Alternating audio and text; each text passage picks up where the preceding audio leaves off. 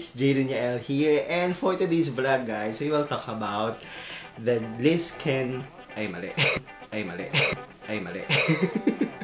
the journey of Lizken.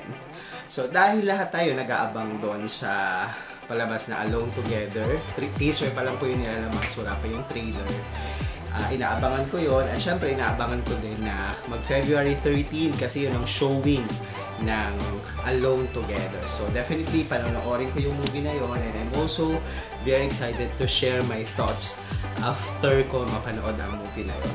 So dahil po ang dami nang nanood ng aking reaction or review ko about sa teaser ng new Lizken movie na Alone Together, naisipan ko, dahil inaabangan ko nga yung trailer, wala pa, baka next week pa, naisipan ko gumawa na ng vlog about sa journey ng Lizken. Kasi medyo nasubaybayan ko sila guys. Actually, gusto ko yung love team ng Lizken.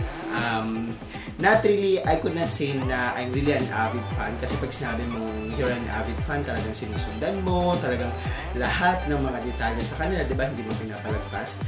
I don't consider myself as ganon. Kasi yun nga, di pa naman ako ganun umaabot sa punto na yung parang talagang super duper fan. Pero hinahangaan ko talaga ang Lizken. Nilalaliman ako kasi sa kanila bilang artista.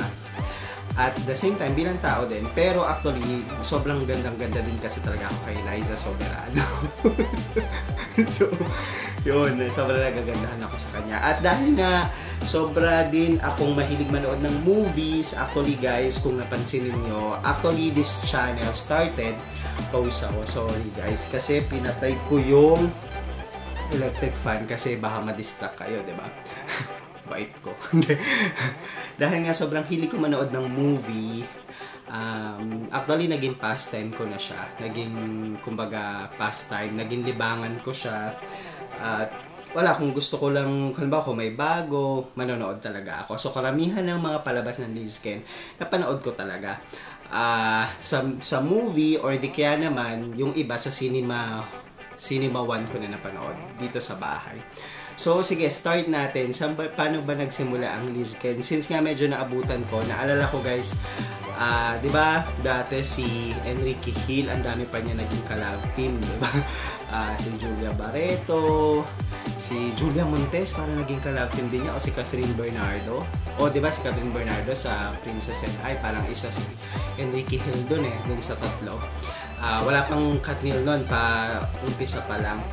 So, ang dami na naging collab team ni Enrique Hill before Liza Soberano pa. Si Liza Soberano naman, naalala ko, palagi siyang third wheel dati sa mga naging palabas ng Katniel. No, may Katniel na, diba? Parang palaging siya yung, diba yung first movie nga nung Katniel, diba? Siya yung parang third wheel doon So, parang they started like that. So, ang galing ko, diba?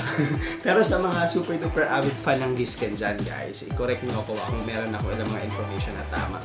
So, natuwa lang naman ako kasi parang napansin ko, Lizken is now one of the most famous love teams. Sobra din. Kasi ang daming interesado sa movie nila, di ba? Halos lahat talagang interesado sa movie nila. So, naisipan ko tuloy gumawa, paano ba yung journey nila as a love team. So, yun nga, kanya-kanya pa sila nung umpisa. Until, sa pagkakatanda ko, yung She's the One. If you guys watch that movie, starring Bea Alonzo and Dingdong Dantes, and Enrique Hill was there. Siya yung third wheel kasi diba girlfriend niya si Bea Alonzo dun sa movie, tas si Enrique Hill, best friend niya dun si Liza Soberano. Tapos on the side, parang sila din, though hindi naman pinakita na talaga sila yung nagkatuluyan doon, pero parang binibuild yung love team nila. I think it started there sa movie na yon. Parang kumbaga binigyan din naman ng justice si Enrique Hill sa pelikulang She's the One kasi nga kawawa naman siya, di ba? Dahil naiwan siya ni Bea kasi si Dingdong talaga yung mahal niya. So, yun. And then after that, eto guys, sa pagkakaganda ko talaga, ang pinaka-big break nila ay yung teleserye na Forevermore. Grabe yung pagsikat nung La Presa, di ba? Natatawa nga ako kasi nung mga time na yun, madalas ako sa Baguio dahil yung trabaho ko calls for me to go there. dun sa lugar na yon ang hinahanap nila La Presa, pero sa totoo, wala talagang La Presa dun sa Baguio. Iba yung pangalan ng lugar na yun sa Baguio. Pero dun sa palabas, syempre, kailangan di ba palitan yung mga lugar. So, ang pangalan La Presa. So, ang hinahanap daw ng mga turista, La Presa, La Presa. So, nadayo talaga yung Baguio yung Benguet dahil sa palabas sa Forevermore. So, I think that was really their big break. Talaga nakilala sila ng husto, tapos nakita yung potential nila. Ang nakakatuwa kasi kay Liza Soberano, kaya ako gusto ko din siya. She's not just a pretty face eh. May substance siya as an actress, as a person. At ako yun talaga yung hinahanap ko, hinahangaan ko sa mga batang artista. At malalim din siya umarte, di ba? Siyempre umpisa medyo awkward kasi nga parang hindi pa siya ganun ka-fluent sa Tagalog, masyado siya magaling mag-English. Tapos yung ganda kasi ni Liza, parang alam mo naman sa Pilipinas, di ba? Yung mga typical na sumisikat na husto, yung pangmasa yung mukha, yung very Pinay, like Lolin Barreto, Judy Ann Santos, Angel Locsin, kumbaga yung talagang Pinay beauty. But here comes Liza Soberano na very international. Yung beauty niya parang very, medyo talaga may halo ng foreigner. Pero talaga minahal din siya ng tao. Diba? Ako, yung talaga yung isang hinangaan ko. Sobrang hinangaan ko sa kanya. She's not just a pretty face. Sobrang may substance siya as an actress, as a person. And same is true with Enrique Hill naman. Masyado naman akong Liza, no? Kay Enrique naman, Enrique kasi before pa siya sa mga Love Team, talagang the talent was there. Sobrang galing niya sumayaw, di ba? So, kahit ng mga napapanood ko pa siya sa ASAP noon, dati pa, sobrang bata pa siya. Parang alam ko na talaga na, sisikat tong batang to. Kasi yun nga, very talented. Tapos yung itsura niya talagang guwapings. And then, kaya alam ko na, parang na-foresee ko na sisikat tong batang to. And then, yun lang. So, after ng Forevermore, ano-ano ba yung mga movie nila? Ayan. Tingnan natin yung mga movie nila. Sa Must Be Loved, nandun nga si Liza Soberano, di ba? Si Enrique Hill, marami na din naman siyang naging palabas na medyo wala si Liza, di ba? Meron siyang Bukot, indie film ata yun, directed by Paul Sopiano. So, sige, eto, ano yung mga movie nila na gusto ko? Of course, Just the Way You Are. Eto na yung love team na sila as a Liz Ken. Just the Way You Are, Everyday I Love You, may X and Y's, tapos yung Alone Together na. Gustong-gusto ko yung Just the Way You Are, ang ganda din, di ba? Everyday I Love You, ito kasama nila dito si Gerald Anderson. So, ang ganda din nito, gustong-gusto ko din to kasi parang dito nag-start na talaga sila mag-mature as an actress, as an actor, silang dalawa. Kasi may lalim na yung pag-arte talaga nila dito eh. Yung sa Just the Way You Are, parang very teen pa kasi to eh. Parang, kumbaga, bagets-bagets pa talaga.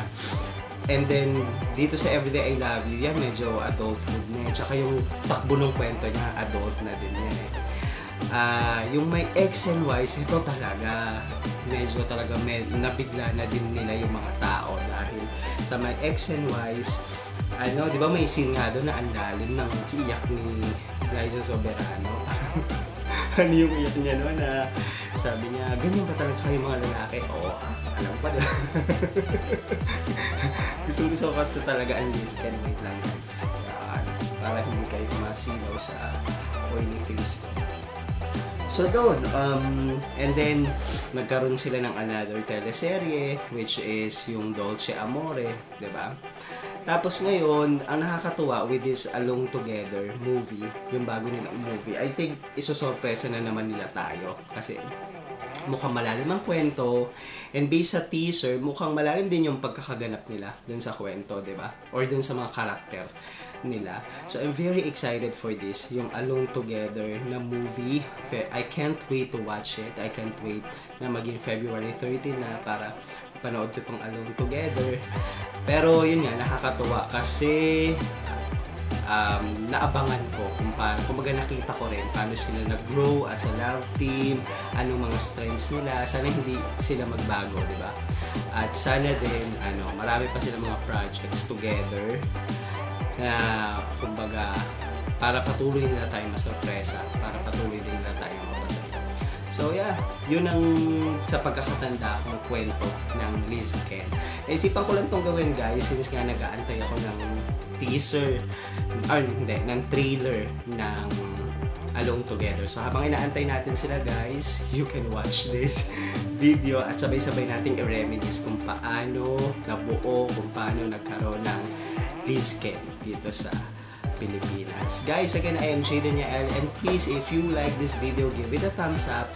Kapag hindi ka pa po nagsusubscribe sa channel ko, please mag-subscribe ka na po. Kailangan mo lang gawin, click mo yung Jayden Yael, yung aking name, tapos may makakita ka doon, nakalagay subscribe. Click mo yon, and you can also click the bell button para every time na mag-upload ako, man-notify ka. And thank you so much for watching, guys. I appreciate your comments, I appreciate your likes, and I appreciate yung pag-subscribe po rin. Thank you. Until next time. Bye for now.